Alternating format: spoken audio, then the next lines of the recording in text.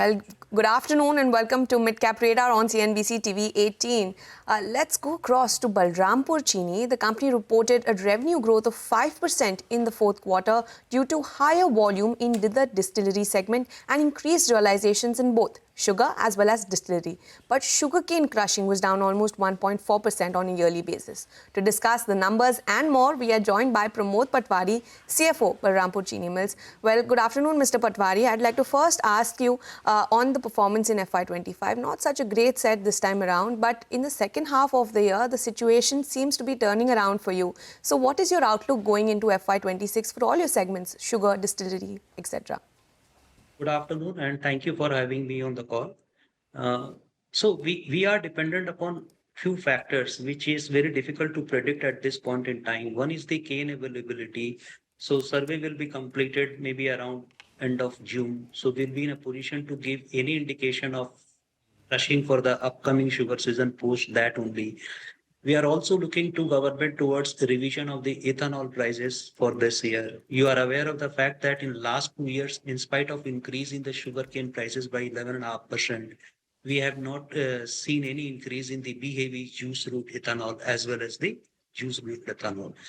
And on top of that, government has increased the FRP for the upcoming sugar season, as a result of which the FRP has gone up by around 16.5% in last 3 years. So the revision on account of that is due. So that's the position at this point in time. Understood that, sir.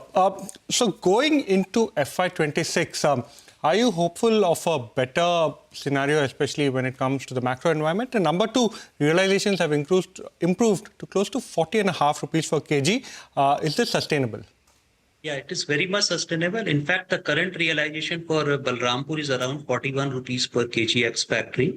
And as of 31st of March, we are holding around 71.5 lakh quintals of sugar. And in April, we produce another 3 lakh. So that is totaling to around 74.5 to 75 lakh quintals of sugar, which is currently valued at around 35.5. This entire inventory will get liquidated within November. So at least for 2-3 quarters, there is a visibility. But as I was mentioning in my earlier remark, thereafter, it will depend upon the correct setting of ethanol prices. So what happened really when we divert extra sugar cane into juice-based ethanol and B-heavy, there is a sacrifice of sugar. So we needs to be adequately compensated on account of that by way of revision in the ethanol prices. Right. In the sugar season gone by, country's net sugar production is around 26 million ton, which is expected to go up significantly in the next year. That means it will result into surplus production of sugar. That can be arrested only and only when there is a proper juice-based and B-heavy ethanol prices. Otherwise, the sugar prices remain subdued, and which impacts our paying capacity to the farmers on time. Sure. And I'd just like to revisit, your comment on the ethanol prices. Now, like you said, FRP has been increased by almost 16.5% in the past 3 years, but the same sort of quantum of increase has not come in on the ethanol prices. So, so I would just like to understand from you, what is the kind of hikes that the industry is expecting for the ethanol this time around? Has any communication been made to the government, and what has their response been?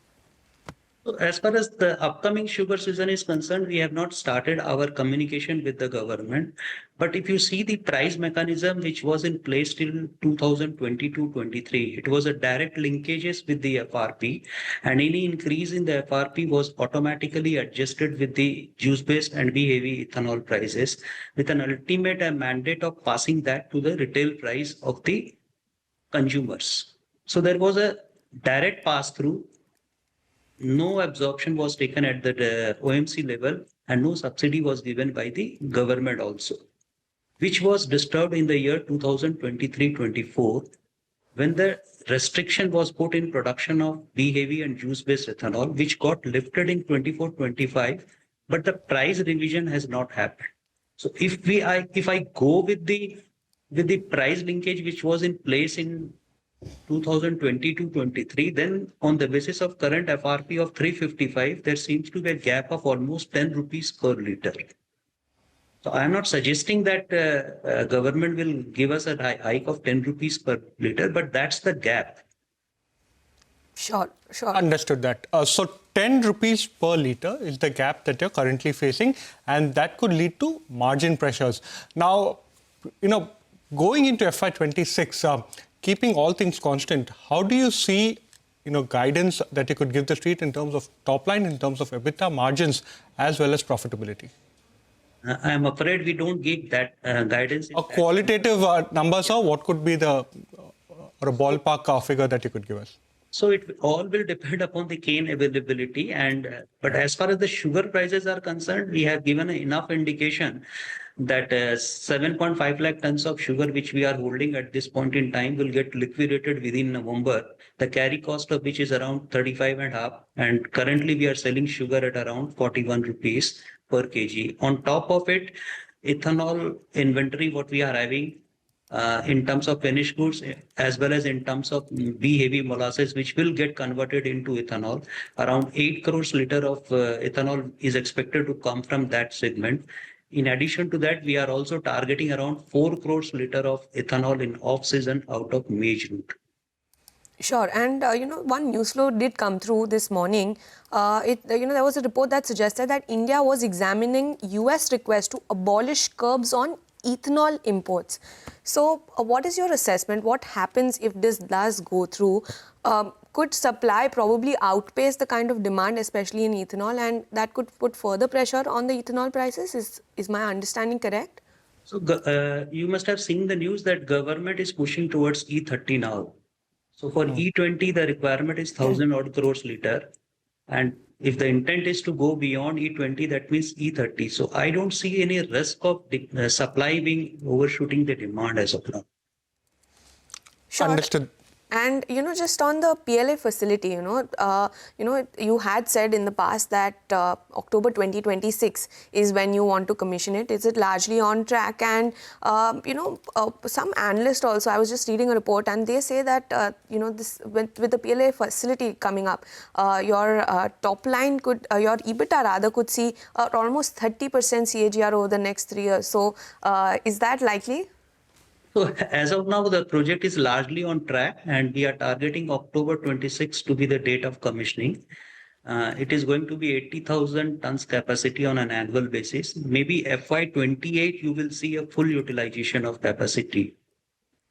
So in FY26, what would be the, in FY27 rather, what would be the kind of revenue contribution that will come through? Because in FY28, when the plant gets commissioned, fully utilized, your revenues could be 2,000 crores is what you've said in the past. So in FY27, what could we expect?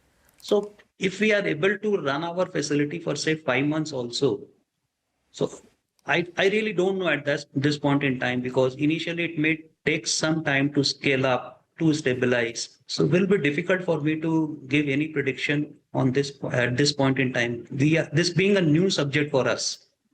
Right. So let's target that. Let's hope that FY28 will be the year when we will see the full benefit of this 80,000 tons capacity of PLA.